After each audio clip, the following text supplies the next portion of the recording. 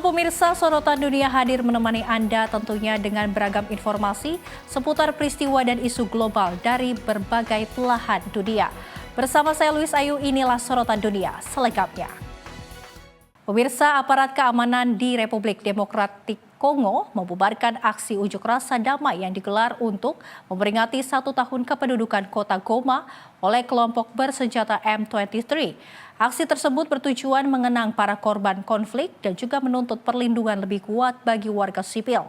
Namun demonstrasi berakhir dengan penangkapan sejumlah peserta.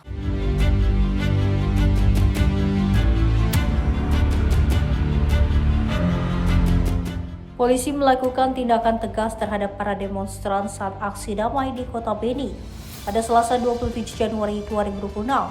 Aksi ini digelar untuk memperingati 1 tahun sejak pendudukan Goma oleh kelompok M23, serta penghormatan para korban konflik di wilayah timur Republik Demokratik Kongo.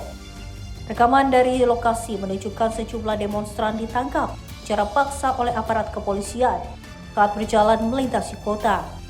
Aksi penahanan tersebut memicu kecaman dari peserta unjuk rasa.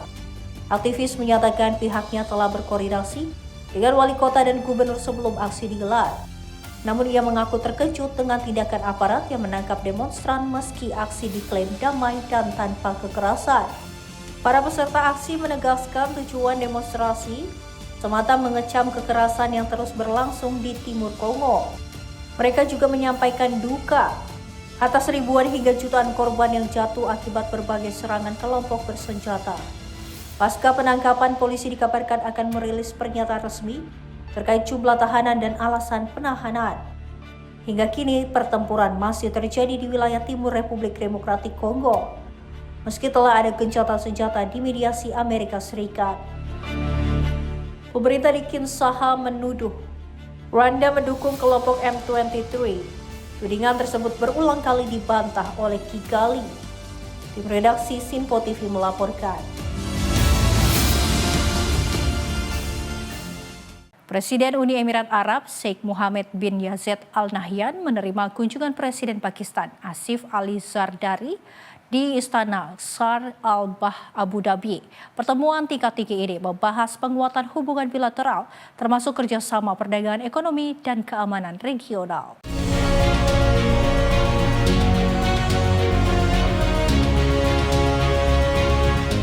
Presiden Uni Emirat Arab Sheikh Mohammed bin Zayed Al Nahyan menggelar pertemuan tingkat tinggi dengan Presiden Pakistan Asif Ali Zardari di Shah Al Bah Abu Dhabi pada Selasa 27 Januari 2026. Rekaman menunjukkan kedua pemimpin negara berbincang dalam suasana formal, didampingi delegasi tingkat tinggi dari masing-masing negara. Menurut kantor berita resmi UAE, WOM membahas berfokus pada upaya memperkuat hubungan bilateral, khususnya di bidang ekonomi, perdagangan, dan investasi. Kerjasama ini diharapkan dapat mendukung tujuan pembangunan bersama dan memberikan manfaat bagi kedua negara. Kedua presiden juga bertukar pandangan mengenai berbagai perkembangan regional dan internasional yang menjadi kepentingan bersama. Mereka menegaskan pentingnya mendorong perdamaian dan stabilitas melalui dialog serta solusi diplomatik demi keamanan kawasan dan global. Dalam pertemuan tersebut, Presiden Zardari menegaskan kuatnya hubungan antara Pakistan dan Uni Emirat Arab. Ia menyoroti perkembangan positif kerjasama bilateral serta keinginan Pakistan untuk terus memperluas kemitraan, khususnya di bidang ekonomi. Kunjungan Presiden Pakistan ke Uni Emirat Arab jadwalkan berlangsung selama 4 hari. Selama kunjungan ini, Presiden Zardari didampingi delegasi tingkat tinggi untuk menjalani serangkaian agenda diplomatik intensif di UAE. Tim redaksi Sinpo TV melaporkan. India dan Uni Eropa mencapai kesepakatan perdagangan bebas setelah hampir 20 tahun negosiasi. Perjanjian ini diperkirakan akan mempengaruhi hingga 2 miliar orang dan mewakili sepertiga perdagangan global. Kepala Komisi Eropa Ursula von der Leyen menyebut perjanjian ini sebagai ibu dari semua kesepakatan karena mencangkup hampir seluruh barang dagangan dari tekstil hingga obat-obatan. Perjanjian ini akan menurunkan tarif impor pada berbagai produk, termasuk anggur dan mobil Eropa, serta memperluas akses pasar bagi produk India. Perdana Menteri India Narendra Modi menyebut kesepakatan ini membuka peluang besar bagi masyarakat India dan Eropa. Ia menegaskan perjanjian ini mewakili 25% GDP global dan sepertiga perdagangan dunia. India dan Uni Eropa juga menyepakati kerangka kerja untuk kerjasama pertahanan dan keamanan, serta perjanjian terpisah untuk mempermudah mobilitas tenaga kerja terampil dan mahasiswa. Kesepakatan ini dipercepat oleh tekanan tarif dari Amerika Serikat yang menerapkan kebijakan perdagangan ketat terhadap India dan Uni Eropa. Komisi Eropa menyebut tarif mobil Eropa di India akan turun dari 110%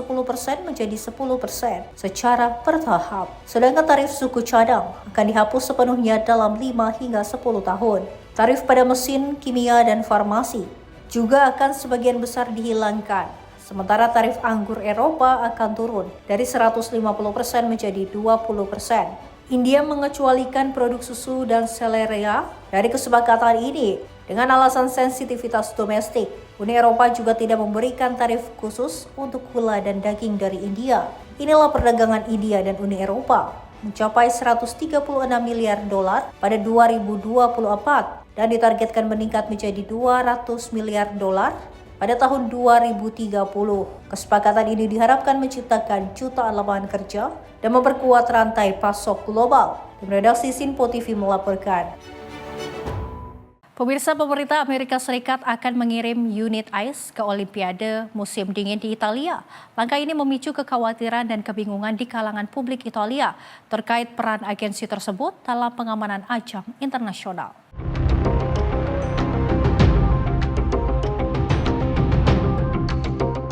Unit yang dikerahkan berasal dari Homeland Security Investigation atau HSI.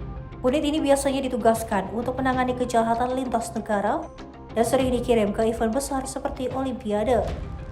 Berbeda dengan unit ICE lainnya yang menangani deportasi, HSI tidak terlibat langsung dalam penegakan imigrasi di dalam negeri Amerika Serikat. Namun kabar keterlibatan ICE tetap memicu reaksi keras di Italia. Sejumlah petisi online menuntut penolakan ICE di ajang Olimpiade. Kecaman juga muncul setelah laporan media Italia menayangkan insiden ancaman terhadap jurnalis oleh agen ICE di Minneapolis. Wali Kota Milan, Giuseppe Sala, menegaskan ICE tidak terima di kotanya. Ia menyebut agensi tersebut sebagai milisi yang melakukan kekerasan dalam operasi imigrasi. Kementerian Dalam Negeri Italia kemudian menjelaskan petugas HSI akan ditempatkan di ruang kontrol konsultan Amerika Serikat di Milan dan hanya bertugas dalam peran pendukung. Pemerintah Italia menegaskan seluruh operasi keamanan selama Olimpiade tetap di bawah kendali penuh otoritas Italia. ICE memiliki beberapa unit, salah satunya Enforcement and Removal Operation.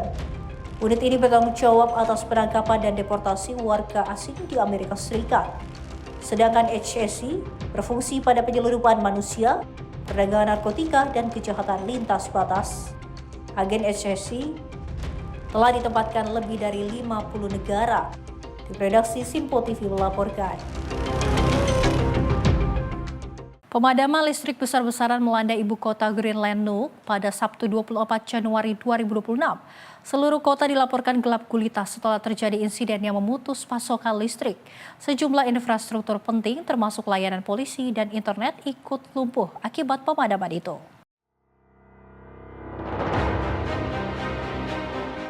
Sebuah insiden dilaporkan memicu pemadaman listrik total di kota Nuuk, ibu kota Greenland pada Sabtu 24 Januari 2026. Akibatnya sebagian besar kota dilanda kegelapan total. Rekaman dari lokasi menunjukkan jalanan kota tanpa penerangan, warga dan pengendara terpaksa mengandalkan lampu kendaraan dan senter untuk beraktivitas. Sejumlah pengunjung restoran tampak duduk dalam kondisi gelap tanpa listrik. Otoritas setempat menyebut pemadaman dipicu oleh sebuah kecelakaan. Insiden ini memutus pasokan listrik bagi hingga 19.000 warga dan juga melumpuhkan infrastruktur penting, termasuk saluran telepon polisi serta layanan internet. Perusahaan energi milik Greenland, Nuukis Yorvik, menyatakan saat ini tengah melakukan penelusuran gangguan untuk memulihkan pasokan listrik ke jaringan. Pemadaman ini terjadi di tengah memanasnya dinamika politik internasional terkait Greenland. Sebelumnya, wilayah ini menjadi sorotan setelah Presiden Amerika Serikat Donald Trump menyatakan bahwa kepentingan keamanan Amerika atas Greenland. Trump juga sempat mengumumkan tarif terhadap 8 negara Eropa setelah penempatan pasukan di Greenland. Namun tarif tersebut dicabut usai pembicaraan dengan Sekretaris Jenderal NATO Mark Rutte. Meski ketegangan diklaim mereda, para pemimpin Eropa tetap menggelar pertemuan darurat di Brussels. Dalam pidatonya juga di Forum Ekonomi Dunia Davos, Trump menyatakan tidak akan mengambil Greenland dengan kekerasan namun menekankan tekanan politik terhadap Eropa. Tim redaksi Simpo TV melaporkan. Pemirsa, Israel melancarkan serangan udara intens di wilayah Kanarit, Lebanon Selatan, di mana militer Israel mengklaim serangan ini menghancurkan infrastruktur militer Hizbullah dan juga menggagalkan upaya kelompok tersebut membangun kembali kekuatannya di kawasan itu. Pada Rabu 21 Januari 2026, pasukan pertahanan Israel atau IDF mengeluarkan peringatan mendesak kepada warga Lebanon Selatan untuk segera mengungsi. Peringatan tersebut terutama ditujukan bagi penduduk di kota Kanarit, Kivor di Nabatieh, Jarjoa, Al-Karayeb, dan Ansar. IDF menyebut bangunan-bangunan di wilayah tersebut digunakan sebagai infrastruktur militer Hizbullah dan menjadi target serangan. Media Lebanon melaporkan pesawat tempur Israel terbang rendah di atas kota Adlon, Gazieh, dan Kanarit. Serangan peringatan tersebut telah dilakukan di Kanarit sebelum serangan udara utama menghantam bangunan yang telah ditentukan. Kementerian Kesehatan Lebanon menyatakan setidaknya 19 orang terluka dalam serangan ini, termasuk sejumlah jurnalis yang sedang melakukan peliputan. Asosiasi Fotographers Pers Lebanon menilai serangan ini menunjukkan bahwa klaim Israel terkait penjagaan jarak aman tidak memadai. Namun mereka juga mengimbau para jurnalis untuk meningkatkan kewaspadaan saat melakukan peliputan di zona konflik. Israel dan Hizbullah sepakat melakukan gencatan senjata pada 27 November 2024. Meski demikian, Israel masih terus melakukan serangan di Lebanon yang disebut Tel Aviv sebagai upaya menargetkan infrastruktur dan anggota Hizbullah. Tim redaksi Simpo TV melaporkan. Konvoi Wali Kota Syarif Aguak, Datu Ahmad menjadi sasaran penyergapan di Filipina. Kendaraan wali kota dihujani peluru, di mana mereka menggunakan senjata api bertenaga tinggi atau RPG.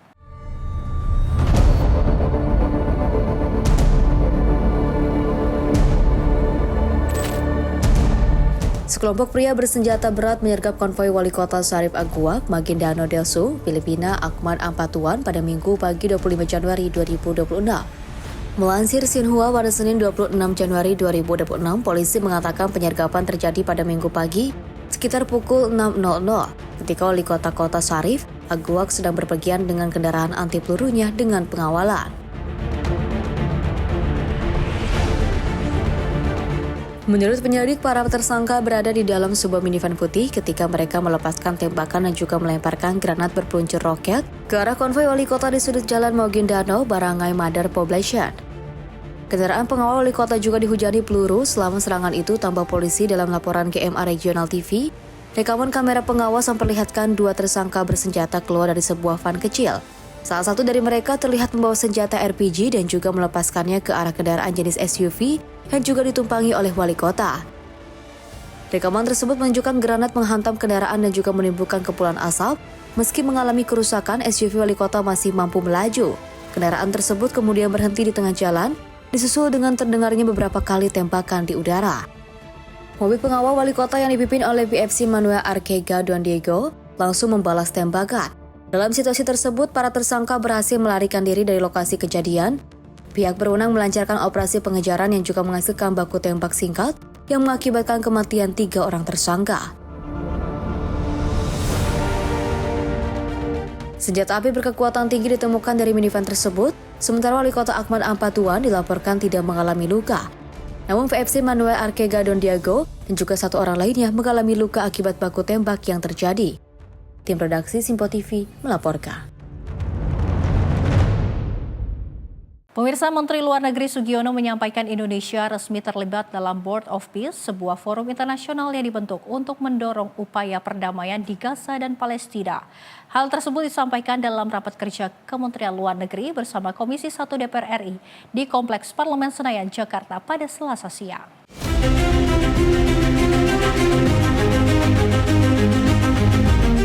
Dalam rapat kerja Menteri Luar Negeri bersama Komisi 1 DPR RI, Sugiono menjelaskan keterlibatan Indonesia dalam Board of Peace yang merupakan bagian dari upaya dalam mendorong perdamaian di Gaza dan Palestina. Forum tersebut dibentuk atas inisiatif negara-negara yang tergabung dalam Group of New York dengan tujuan melibatkan Amerika Serikat dalam proses penyelesaian konflik. Sugiono menegaskan meski Palestina tidak menjadi anggota Board of Peace, tujuan utama forum ini tetap untuk menciptakan perdamaian dan mendukung proses rekonstruksi Gaza. Ia juga memastikan arah kebijakan luar negeri tetap konsisten mendukung solusi dua negara serta kemerdekaan dan kedaulatan Palestina.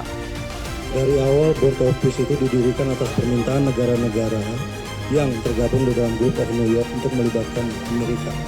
Dan ini merupakan satu langkah yang konkret yang menurut kita real untuk bisa dilakukan. Posisi Indonesia dan negara-negara lain adalah untuk memastikan bahwa Board of Peace ini tetap berjalan pada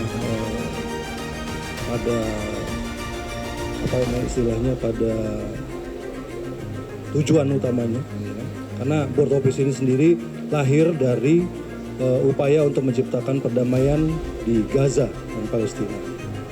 Saya kira itu. Dari Jakarta, Fani Davarizkiano, Sinpo TV melaporkan. Pemirsa, informasi selengkapnya akan kami hadirkan usai jeda. Tetaplah bersama kami di Sorotan Dunia.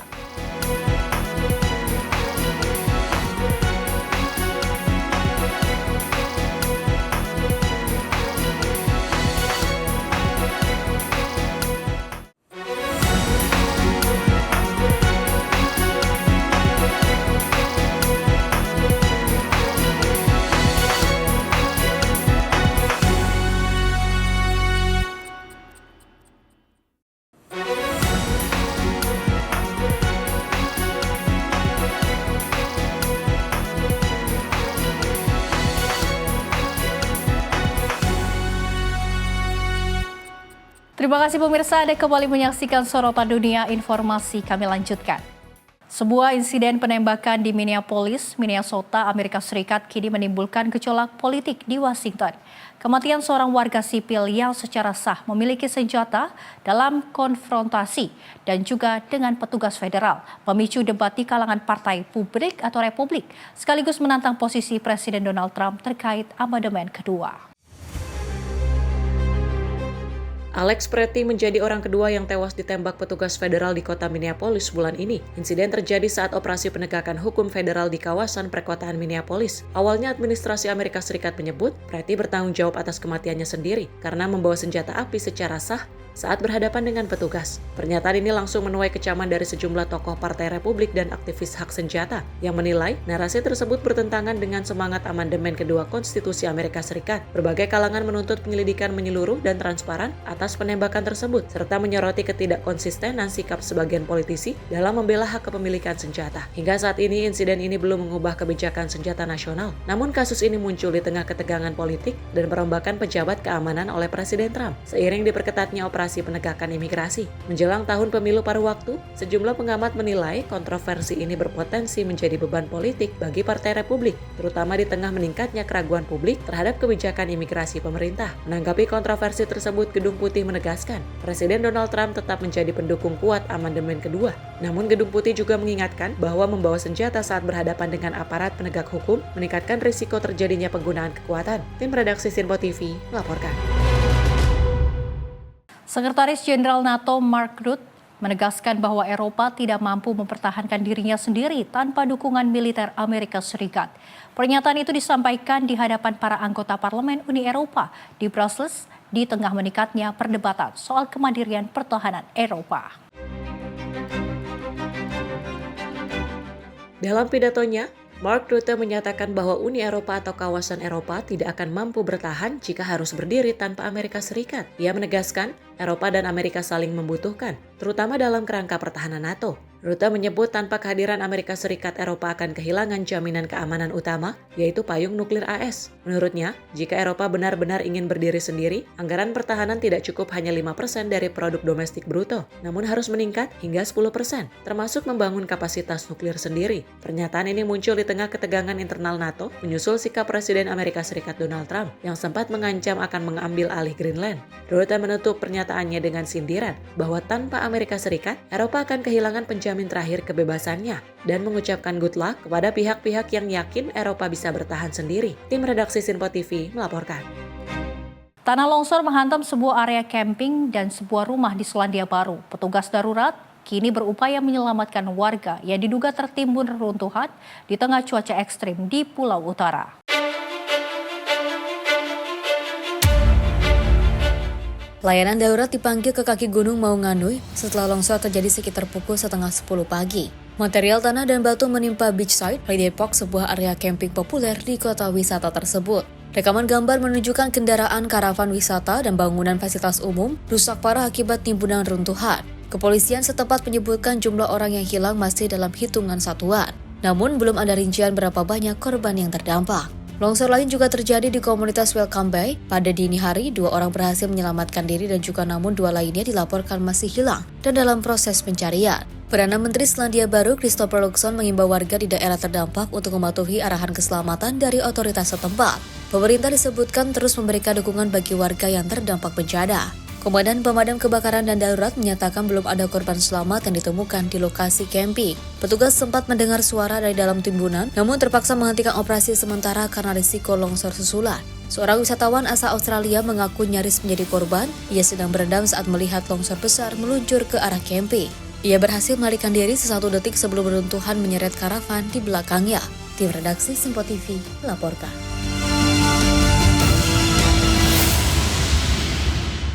Kementerian Pendidikan Tinggi, Sains dan Teknologi menegaskan komitmennya dalam memperkuat kemitraan strategis di bidang pendidikan tinggi, sains dan teknologi bersama Perancis. Pertemuan ini menjadi penanda bahwa kedua negara ini ingin membangun kerjasama yang berjangka panjang, terstruktur dan saling menguntungkan.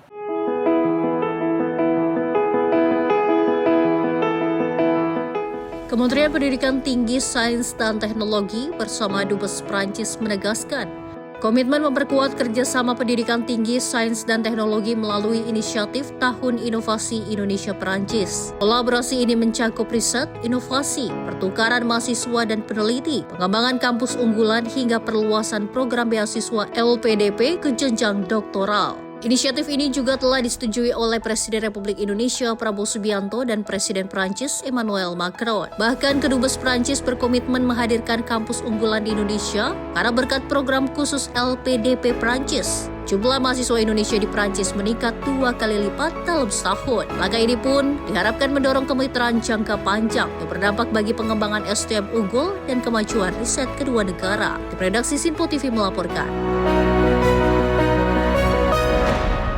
Chili tengah menghadapi salah satu darurat kebakaran hutan terparah dalam beberapa tahun terakhir. Api mematikan menyapu wilayah tengah dan selatan negara itu. Sedikitnya 20 orang tewas, puluhan ribu warga terpaksa mengungsi dan rumah serta hutan berubah menjadi puing arang.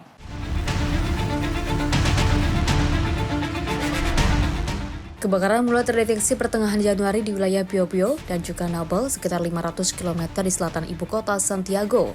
Dalam hitungan hari, korban jiwa berjatuhan lebih dari 50.000 warga dievakuasi dan petugas memadamkan lebih dari selusin titik api aktif. Pemerintah Chili menetapkan status bencana nasional. Keputusan langkah ini memungkinkan keterlibatan militer dalam upaya pemadaman. Hutan, lahan pertanian, dan ratusan rumah hangus terbakar. Di kota Penco dan juga Lirquin, warga menemukan atap runtuh, kendaraan meleleh, dan gedung komunitas rata dengan tanah. Para ahli menyebut yang membedakan musim kebakaran kali ini bukan jumlah kebakaran, melainkan luas area yang terbakar. Chili hampir melipat 3 luas lahan terdampak meski jumlah kebakaran masih dalam batas norma. Ilmuwan kebakaran menjelaskan api diperparah oleh kombinasi mematikan, panas ekstrim, kekeringan berkepanjangan, dan angin kuat yang berubah arah. Semua ini membuat api menyebar lebih cepat dan terbakar dengan intensitas lebih tinggi. Chili keluar dari kekeringan, lebih dari 10 tahun vegetasi menjadi sangat kering dan mudah terbakar. Para peneliti juga menyebut kondisi ini akan menjadi lebih sering seiring dengan perubahan iklim global. Tim redaksi Sinpo TV melaporkan.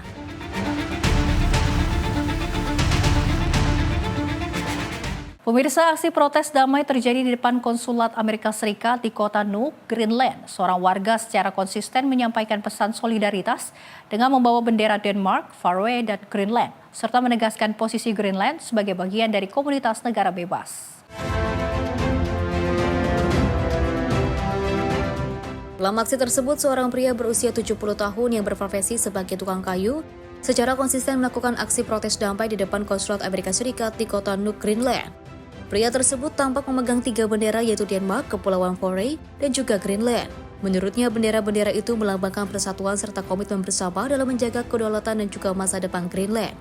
Ia menjelaskan aksi protes ini bertujuan menyampaikan pesan ke dunia internasional bahwa warga Greenland tidak berdiri sendiri, melainkan didukung oleh pihak-pihak yang memegang nilai kebebasan dan kerjasama internasional. Menurut pria tersebut, solidaritas ini ditujukan kepada Uni Eropa, NATO, serta negara-negara demokratis di seluruh dunia. Ia menekankan pentingnya dukungan sekutu dalam menghadapi tekanan politik dan geopolitik. Aksi damai ini menjadi simbol penolakan terhadap tekanan politik dan juga kepentingan kekuatan besar, sekaligus menegaskan identitas aspirasi dan juga kedaulatan Greenland di tengah dinamika politik global. Tim redaksi Simpo TV melaporkan. Pemerintah Iran untuk pertama kalinya mengumumkan angka resmi korban tewas akibat gelombang protes nasional melalui siaran televisi. Pemerintah Iran menyebut sebanyak 3.117 orang meninggal dunia dalam rangkaian aksi yang terjadi sejak tahun atau akhir tahun lalu. Pengumuman tersebut disampaikan melalui siaran resmi televisi negara Iran. Pemerintah menyatakan korban tewas terdiri dari warga sipil dan anggota keamanan yang terlibat dalam penanganan aksi protes. Namun rincian identitas dan juga penyebab kematian tidak jelas secara terperinci. Sementara itu, sejumlah kelompok hak asasi manusia dan aktivis menyebut angka korban sebenarnya diduga lebih tinggi dari data resmi pemerintah. Gelombang protes di Iran dipicu oleh krisis ekonomi, tekanan sosial, serta ketidakpuasan terhadap kebijakan pemerintah. Hingga kini situasi keamanan di sejumlah wilayah masih dijaga ketat oleh para aparat. Tim redaksi Simpo TV melaporkan. Ketegangan antara pemerintah federal dan pemerintah negara bagian memuncak di Minneapolis. Kedua pihak sama-sama mengklaim posisi moral setelah seorang warga sipil tewas ditembak agen federal di tengah operasi penindakan imigrasi. Dalam konferensi pers terpisah, Gubernur Minnesota Tim Walz mengecam tindakan agen federal. Ia menyebut pemerintah pusat sebagai kekuatan yang terlalu dominan dan mengancam keselamatan warga. Walz merujuk pada kematian Alex Pretty, seorang perawat rumah sakit veteran yang tewas ditembak saat insiden penegakan hukum imigrasi di Minneapolis. Di sisi lain, pejabat patroli perbatasan Greg Bovino menyalahkan Pretty. Ia menyatakan korban telah menginterupsi operasi penegakan hukum dan membawa senjata. Namun rekaman video warga yang ditinjau Associated Press menunjukkan Pretty hanya memegang telepon saat menghampiri agen. Pretty diketahui memiliki izin resmi untuk membawa senjata api tersembunyi, namun senjata itu baru ditemukan setelah terjadi pergulatan sebelum agen melepaskan tembakan. Keluarga Pretty menyatakan mereka sangat terpukul dan marah atas pernyataan pejabat federal yang mereka nilai penuh kebohongan dan mencemarkan nama korban. Gubernur Walz mendesak Presiden Donald Trump untuk segera menghentikan operasi tersebut dan menerapkan kebijakan imigrasi yang manusiawi dan terarah. Sementara itu, Gedung Putih justru menyerang balik Walz dengan menuduhnya tidak mendukung penegakan hukum dan memicu aksi protes. Dalam konferensi pers federal, pejabat ICE menyebut seorang agen kehilangan sebagian jari akibat digigit saat bentrokan dengan protester. Menurut mereka, kekerasan ini dipicu retorika politik lokal. Hingga kini, penyelidikan atas penembakan Pretty masih terus berlangsung. Tim redaksi Simpo TV melaporkan. Petugas imigrasi federal Amerika Serikat kini mengklaim memiliki kewenangan luas untuk memasuki rumah warga secara paksa tanpa surat perintah dari hakim. Kebijakan ini terungkap melalui memo internal Immigration and Customs Enforcement.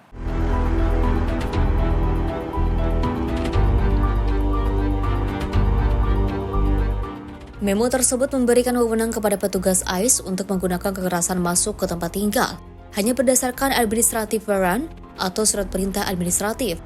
Untuk menangkap orang dengan perintah deportasi final, kebijakan ini menuai kecaman dari aktivis dan juga pakar hukum imigrasi, yang menilai bahwa langkah tersebut bertabrakan dengan amandemen keempat Konstitusi Amerika Serikat yang melindungi warga dari penggeledahan tanpa izin hakim. Selama bertahun-tahun, kelompok advokasi imigran dan pemerintah daerah mengimbau masyarakat agar tidak membuka pintu rumah kepada petugas imigrasi kecuali mereka menunjukkan surat perintah yang ditandatangani oleh hakim. Namun memo ICE ini secara langsung menggugurkan saran tersebut di tengah meningkatnya penangkapan imigrasi, seiring dengan ekspansi besar-besaran kebijakan deportasi oleh pemerintah Presiden Donald Trump. Memo ini ditandatangani oleh pelaksana tugas Direktur ICE, Todd Lyons, pada 12 Mei 2025. Dalam dokumen itu disebutkan bahwa Departemen Keamanan Dalam Negeri menilai konstitusi dan juga undang-undang imigrasi tidak akan melarang penggunaan surat perintah administratif untuk masuk ke tempat tinggal. Namun memo tersebut tidak menjelaskan dasar hukum rinci atau dampak hukum jangka panjang dari kebijakan tersebut. Juru bicara Departemen Keamanan Dalam Negeri, Tricia McLaughlin, menyatakan setiap orang diberi surat perintah administratif. Telah melalui proses hukum dan juga memiliki perintah deportasi final. Dia juga menyebut petugas ICE telah menetapkan probable cause sebelum melakukan penangkapan. Meski demikian, kebijakan ini diprediksi akan menghadapi tantangan hukum dan juga penolakan keras dari kelompok pembela hak sipil, serta pemerintah daerah yang juga pro-migran. Tim redaksi Simpo TV melaporkan. Pemirsa, badai salju besar melanda kota Petropavlov-Kamchatsky di timur jauh Rusia. Akibatnya aktivitas warga lumpuh dan pemerintah daerah menetapkan status darurat.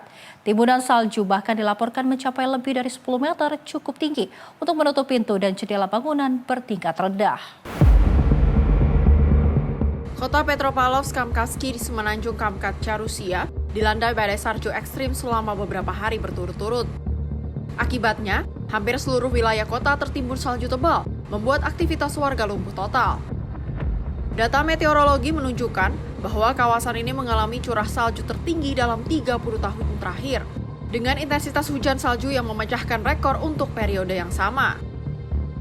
Kombinasi angin kencang dan badai salju menyebabkan stasiun cuaca setempat mencatat ketebalan salju hingga 1,71 meter. Bahkan, di lereng yang menghadap arah angin, timbunan salju dilaporkan mencapai lebih dari 10 meter. Cukup tinggi untuk menutup pintu dan jendela bangunan bertingkat rendah. Rekaman video memperlihatkan warga Petropavlovsk-Kamchatsky berusaha menggali mobil mereka yang tertimbun timbunan salju tebal setelah badai hebat melanda kawasan tersebut. Gubernur wilayah Kamchatka, Vladimir Solodolima, mengumumkan status darurat di ibu kota regional. Sejumlah layanan bus dibatalkan, penundaan penerbangan dilaporkan, serta rapat komisi tanggap darurat digelar untuk menangani dampak badai. Kementerian Situasi Darurat Rusia melaporkan, petugas penyelamat telah dipanggil setidaknya 11 kali untuk membantu penanganan dampak badai. Petugas membersihkan rumah warga dengan keterbatasan mobilitas dan para pensiunan, membuka jalur evakuasi dan atap bangunan, serta membantu petugas ambulans dalam mengangkut pasien ke fasilitas kesehatan. Tim redaksi Simpo TV melaporkan. Menjelang peringatan 250 tahun kelahiran Amerika Serikat, sejumlah dokumen dan artefak sejarah ikonik ditawarkan dalam sebuah lelang khusus di New York. Lelang bertajuk We the People America at 2015 ini menampilkan teks dasar kenegaraan, karya seni hingga benda bersejarah yang menandai perjalanan panjang bangsa Amerika.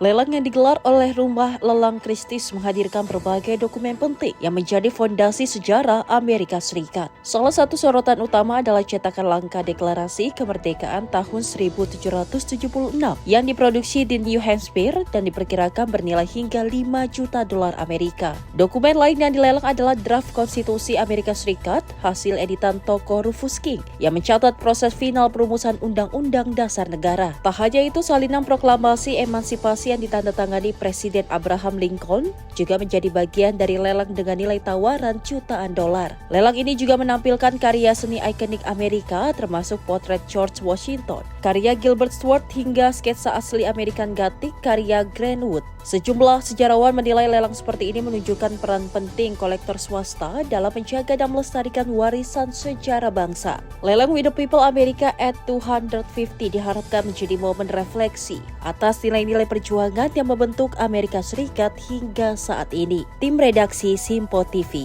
melaporkan. Pemirsa, informasi lainnya akan kami hadirkan usai jeda. Tetaplah bersama kami di Sorotan Dunia.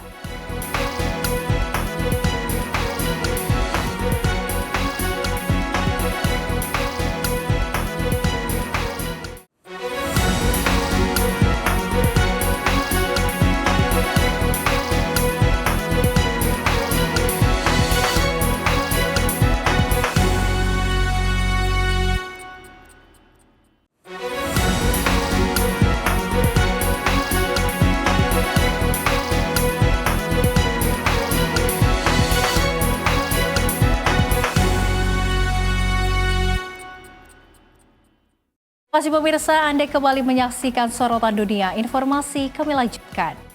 India Energy Week keempat resmi dimulai di Goa pada Selasa 27 Januari 2026. Ajang ini mempertemukan pembuat kebijakan global, pemimpin industri, inovator, serta investor untuk membahas masa depan sektor energi di tengah ketidakpastian geopolitik dan juga percepatan aksi iklim. Forum ini juga menjadi salah satu panggung utama dunia untuk dialog mengenai keamanan energi, keterjangkauan aksesibilitas, dan dekarbonisasi.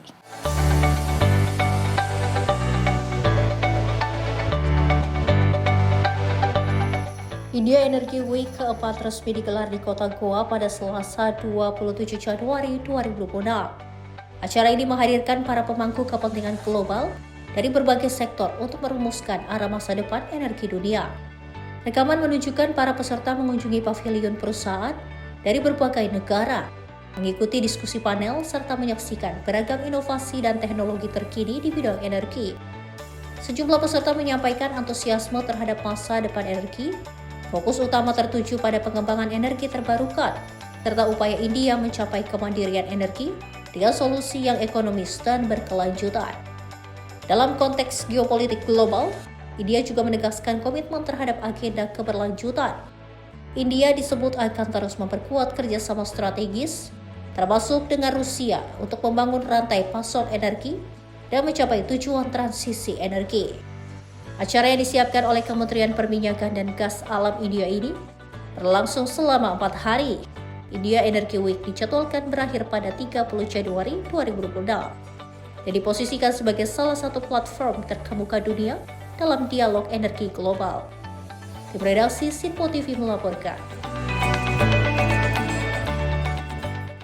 Pemirsa, seorang pria tewas ditembak oleh petugas imigrasi federal pada hari Sabtu di kota Minneapolis, Amerika Serikat. Insiden ini memicu aksi protes besar dan meningkatkan ketegangan di kota yang masih dilanda trauma. Penembakan fatal beberapa pekan sebelumnya.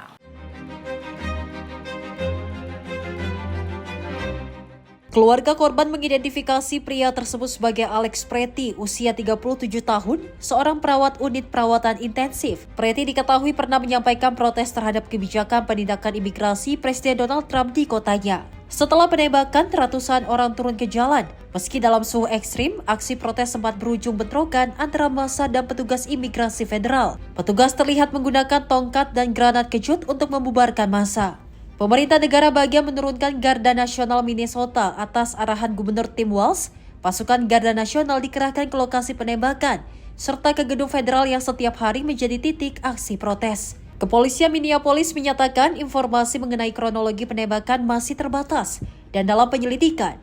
Kementerian Keamanan Dalam Negeri Amerika Serikat menyebut petugas melepaskan tembakan defensif setelah seorang pria mendatangi mereka dengan senjata api dan melakukan perlawanan. Namun dalam video warga yang beredar, korban terlihat memegang telepon seluler dan tidak tampak membawa senjata. Kepolisian menyebut korban merupakan pemilik senjata api sah dengan izin membawa senjata. Menteri Keamanan Dalam Negeri Kristi Noem menyatakan korban datang untuk menghambat operasi penegakan hukum. Namun hingga kini belum ada penjelasan rinci apakah senjata tersebut ditarik atau diarahkan ke petugas. Pejabat federal menyebut petugas yang melepaskan tembakan merupakan anggota patroli perbatasan dengan pengalaman 8 tahun. Presiden Donald Trump turut beraksi melalui media sosial dengan mengkritik Gubernur Minnesota dan Wali Kota Minneapolis. Trump menyebut kepemimpinan lokal gagal melindungi petugas imigrasi dan menuduh retorika mereka memicu ketegangan. Insiden ini terjadi sekitar 1,5 kilometer dari lokasi penembakan fatal lainnya terhadap petugas imigrasi pada awal Januari lalu. Keluarga korban dalam pernyataannya menyampaikan duka mendalam dan menuntut pengungkapan fakta sebenarnya atas kematian Preti. Penyelidikan atas insiden ini masih terus berlangsung.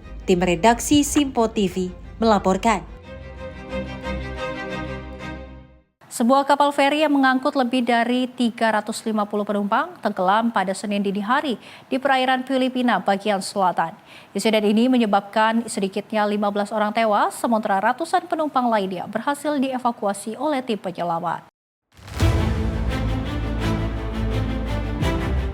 Menurut otoritas setempat, kapal feri tersebut tenggelam di perairan Filipina bagian selatan, tepatnya di dekat sebuah pulau, saat melakukan pelayaran pada malam hari. Kapal diketahui mengangkut lebih dari 350 penumpang dalam perjalanan antar pulau. Dalam proses evakuasi, petugas berhasil menyelamatkan lebih dari 315 orang. Sebagian besar korban selamat dievakuasi oleh nelayan setempat yang berada di sekitar lokasi kejadian. Sementara tim penyelamat dari penjaga pantai dan otoritas maritim melakukan pencarian tambahan. Hingga saat ini, petugas telah menemukan 15 jasad korban. Korban dilaporkan meninggal akibat terjebak di dalam kapal atau tenggelam saat insiden terjadi. Proses pencarian dan penyelamatan masih terus berlangsung untuk memastikan tidak ada penumpang lain yang masih hilang atau terperangkap. Otoritas setempat menyatakan kondisi laut saat kejadian cukup menyulitkan proses penyelamatan. Namun seluruh unsur terkait terus dilibatkan dalam operasi SAR, termasuk kapal patroli, tim medis, dan relawan. Hingga kini pihak berwenang masih menyelidiki penyebab tenggelamnya kapal. Penyelidikan meliputi kemungkinan cuaca buruk, kondisi teknis kapal, hingga dugaan kelebihan muatan. Hasil penyelidikan akan digunakan sebagai dasar penentuan tanggung jawab dan langkah keselamatan ke depan. Tim redaksi Simpo TV melaporkan. Sebuah kereta komuter di wilayah Barcelona mengalami kecelakaan fatal setelah dinding penahan runtuh dan menimpa rel kereta. Insiden ini menyebabkan sedikitnya 1 orang tewas dan 37 penumpang lainnya terluka.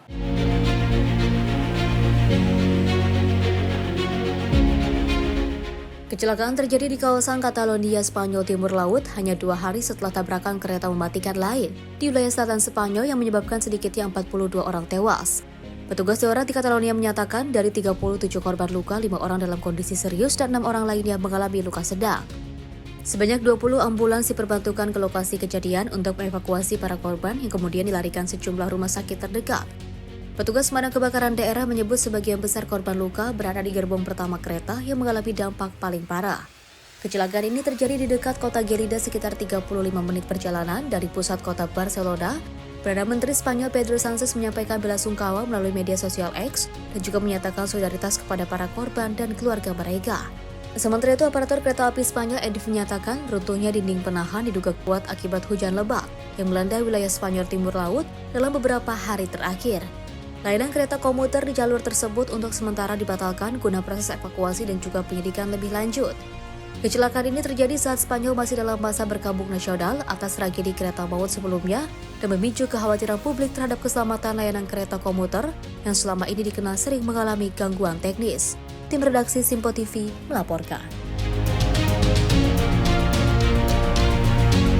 Pemirsa, Elon Musk menggambarkan visinya tentang masa depan umat manusia dalam sebuah diskusi di World Economic Forum di Davos, Swiss. Musk menyebut perkembangan robot di kehidupan multiplanetary akan mengubah arah peradaban manusia. Dalam pemaparannya, Elon Musk menjelaskan bahwa robot dengan kecerdasan buatan akan menjadi bagian tak terpisahkan dari kehidupan sehari-hari manusia. Musk juga menekankan pentingnya manusia menjadi spesies multiplanetary dan menurutnya eksplorasi dan kolonisasi luar angkasa merupakan langkah penting untuk keberlangsungan umat manusia. Berbicara di hadapan para pemimpin dunia, pelaku bisnis dan akademisi, Musk menyatakan teknologi bukan hanya soal inovasi, tetapi juga tentang masa depan peradaban. Pernyataan Elon Musk ini kembali memicu perdebatan global terkait dampak perkembangan robot berbasis kecerdasan buatan dan ambisi eksplorasi antariksa terhadap masa depan kehidupan manusia, etika teknologi, serta keberlangsungan peradaban di masa mendatang. Tim redaksi Simpo TV melaporkan. Pemanjat legendaris Amerika Serikat Alex Honnold kembali menyita perhatian dunia. Honnold melakukan aksi ekstrim dengan memanjat gedung ikonik Taipei 101 tanpa tali pengaman. Aksi berbahaya ini menarik perhatian puluhan penonton yang memadati area sekitar gedung. Aksi ini juga sekaligus mencatatkan sejarah baru dalam dunia panjat tebing urban. Pemanjat legendaris Amerika Serikat Alex Honnold melakukan aksi review solo dengan memanjat gedung Taipei 101 setinggi 508 meter pada Sabtu 24 Januari 2026. Aksi ini dilakukan tanpa tali maupun alat pengaman. Rekaman menunjukkan Honnold berjalan menuju gedung sebelum mulai memanjat fasad ikonik bercorak bambu. Puluhan warga dan pengunjung tampak menyaksikan langsung dari luar maupun dalam gedung. Sejumlah ruas jalan di sekitar lokasi sempat ditutup. Aksi ini menarik penggemar dari berbagai daerah di Taiwan. Banyak di antara mereka mengaku mengenal Honnold melalui film dokumenter panjat bebas yang mempopulerkan namanya di dunia. Sejumlah penonton mengungkapkan kekaguman dan antusiasme. Mereka menyebut aksi ini sebagai kesempatan langka untuk melihat langsung pemanjat legendaris tersebut di Taiwan. Setelah menyelesaikan aksinya dalam waktu 1 jam 31 menit 34 detik, Honnold dilaporkan turun menggunakan elevator untuk menemui panitia dan para penggemar. Pemanjat berusia 40 tahun ini dikenal dengan berbagai aksi free solo ekstrim di seluruh dunia. Aksi memanjat Taipei 101 menjadi rekor panjat urban tanpa tali yang tertinggi dalam sejarah dan juga disiarkan ke seluruh dunia. Tim redaksi Simpo TV melaporkan. Hujan salju tebal menyelimuti Provinsi Duhok di wilayah Kurdistan, Irak. Kondisi ini menarik perhatian warga dan wisatawan dari berbagai daerah untuk datang menikmati suasana musim dingin. Aktivitas bermain salju menjadi daya tarik utama bagi pengunjung yang memanfaatkan momen musim dingin ini. Hujan salju tebal melanda Provinsi Duhok di kawasan Kurdistan, Irak. Kondisi cuaca ini justru menjadi daya tarik bagi warga lokal maupun wisatawan dari berbagai penjuru Irak. Rekaman yang diambil pada Minggu 25 Januari 2026 memperlihatkan pegunungan dan kawasan perumahan tertutup salju tebal. Anak-anak hingga orang dewasa tampak menikmati suasana dengan bermain salju dan juga membuat boneka salju. Salah seorang pengunjung mengaku menikmati pengalaman musim dingin tersebut. Ia menyebut suasana di Duhok memberikan pengalaman yang menyenangkan bagi para wisatawan. Sementara itu, warga setempat Salid Murad mengatakan Duhok memang menjadi tujuan favorit saat musim dingin. Menurutnya banyak pengunjung datang dari berbagai daerah seperti Basra, Baghdad, dan juga provinsi lainnya karena intensitas salju yang tinggi. Ia menambahkan para pengunjung menikmati berbagai aktivitas musim dingin seperti bermain salju dan juga permainan musim dingin lainnya. Suasana di Duhok disebutnya indah dan menyenangkan. Pemerintah regional Kurdistan sebelumnya telah mengeluarkan peringatan cuaca. Perakiraan menyebutkan wilayah Kurdistan akan terdampak gelombang salju dan juga penurunan suhu mulai pada Kamis 22 Januari 2026 dan berlangsung hingga akhir pekan. Tim redaksi Simpo TV melaporkan. Pemirsa, Wakil Ketua Komisi 10 lalu Hadrian Irvani menanggapi perihal pertemuan Presiden Prabowo dengan legenda sepak bola Prancis Zinedine Zidane pada beberapa waktu lalu. Lalu juga mengatakan pihaknya mendukung penuh langkah Presiden Prabowo terlebih perihal wacana membangun lapangan sepak bola di sekolah-sekolah baru. Di sela lawatannya di luar negeri, Presiden Prabowo Subianto melakukan pertemuan dengan legenda sepak bola Prancis Zinedine Zidane pada beberapa waktu lalu. Dalam pertemuan ini membahas masukan dari Zidane untuk kemajuan sepak bola tanah air. Selain itu, Presiden Prabowo juga menginginkan agar lapangan sepak bola dapat dibangun di sekolah-sekolah baru. Wakil Ketua Komisi 10 DPR, lalu Hadrian Irvani menilai wacana Presiden Prabowo merupakan sebagai bentuk mempersiapkan fondasi sepak bola tanah air agar mampu bersaing di Piala Dunia mendatang. Ya, tentu hari ini kami di Komisi 10 ingin memperdalam informasi-informasi yang beredar di media. Bahwa kemarin Pak Presiden Prabowo bertemu dengan legenda sepak bola Zinedine Zidane. Nah, tentu kami ingin memperdalam ke Menpora sekaligus beliau Ketua Umum PSSI hasil dari pertemuan itu apa. Tetapi tadi sempat ngobrol bahwa Presiden ingin membangun lapangan sepak bola di sekolah-sekolah baru yang akan dibangun. Itu hasilnya pertemuan dengan Zinedine Zidane. Artinya apa? Bahwa Presiden menginginkan bahwa dalam pembinaan sepak bola nasional itu tidak bisa secara instan. Kita kemarin sudah mencoba melalui naturalisasi dan sebagainya, ternyata instan itu tidak membuahkan hasil. Sehingga Presiden menyadari itu, akhirnya Presiden ingin menetapkan atau mempersiapkan fondasi sepak bola nasional kita dalam rangka melaksanakan peta jalan sepak bola nasional yang sudah ada untuk menuju Piala Dunia 2030. Jadi nanti di sekolah-sekolah baru yang akan dibangun, itu nanti harus ada lapangan sepak bola di situ. Dari Jakarta, Fahrizal Ahmad Amin, Simpo TV melaporkan. Pemirsa, tembakan pasukan Israel menewaskan setidaknya 11 warga Palestina termasuk 3 jurnalis. 2 anak laki-laki berusia 13 tahun dan seorang perempuan sejak gencatan senjata Israel dan Hamas berlaku pada Oktober tahun lalu. Rumah sakit di Gaza melaporkan korban tewas akibat serangan dan tembakan Israel terjadi di sejumlah lokasi terpisah. Serangan ini terjadi di tengah upaya Amerika Serikat mendorong kelanjutan fase kedua gencatan senjata yang dinilai sangat rapuh. 3 jurnalis Palestina tewas saat melakukan peliputan di dekat kamp pengungsian baru di wilayah Netzarim, Gaza Tengah. Pihak militer Israel menyatakan mereka menargetkan orang-orang yang diduga mengoperasikan drone yang dianggap mengancam pasukan. 2 anak laki-laki usia 13 tahun tewas dalam insiden terpisah. Salah satunya tewas akibat serangan drone Israel di kamp pengungsian Poirich. Anak tersebut tewas bersama dengan ayahnya dan seorang pria muda berusia 22 tahun. Anak kedua ditembak pasukan Israel di kota Bani Suhaila, sebelah timur Khan Younis. Dalam video yang juga beredar, ayah korban tampak menangisi jenazah putranya. Ibu korban Safa Al-Sarafi mengatakan anaknya keluar rumah untuk mengumpulkan kayu bakar. Ia pergi dalam keadaan lapar dan berjanji akan segera kembali. Namun anak itu tak pernah pulang. Kementerian Kesehatan Gaza menyebutkan lebih dari 470 warga Palestina tewas akibat tembakan Israel sejak gencatan senjata berlaku pada 10 Oktober. Di Israel, keluarga Sandra yang tewas kembali meminta pemerintah dan Presiden Amerika Serikat Donald Trump memastikan pemulangan jenazah putra mereka. Hamas mengklaim telah memberikan semua informasi yang dimiliki kepada mediator gencatan senjata. Tim redaksi Simpo TV melaporkan. Presiden Ukraina Volodymyr Zelensky menyatakan dokumen jaminan keamanan Amerika Serikat untuk Ukraina telah 100% siap untuk ditandatangani setelah serangkaian pembahasan intensif yang melibatkan beberapa pihak. Berbicara kepada jurnalis saat kunjungan ke Vilnius, Lithuania, Zelensky menyebut Ukraina kini menunggu penetapan tanggal penandatanganan oleh para mitra. Setelah ditandatangani, dokumen jaminan keamanan tersebut akan diajukan ke Kongres Amerika Serikat dan Parlemen Ukraina untuk proses ratifikasi. Zelensky juga menegaskan target Ukraina untuk menjadi anggota Uni Eropa pada tahun 2027 yang menurutnya merupakan jaminan keamanan ekonomi.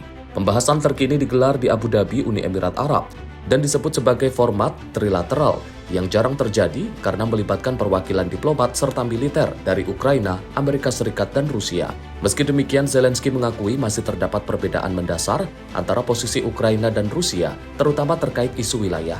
Zelensky menegaskan keutuhan wilayah Ukraina tidak dapat ditawar dan harus sepenuhnya dihormati.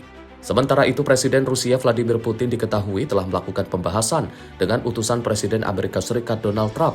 Kremlin menyatakan kesepakatan damai hanya mungkin jika Ukraina menarik pasukannya dari wilayah timur yang diklaim Rusia.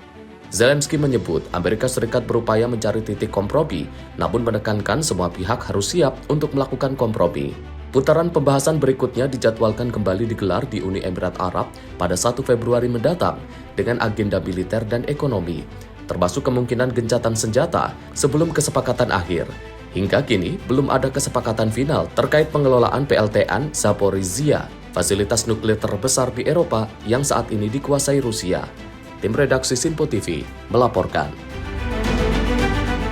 Sebuah jet pribadi yang membawa 8 orang dilaporkan jatuh saat lepas landas di Bandara Internasional Bangor, negara bagian Maine.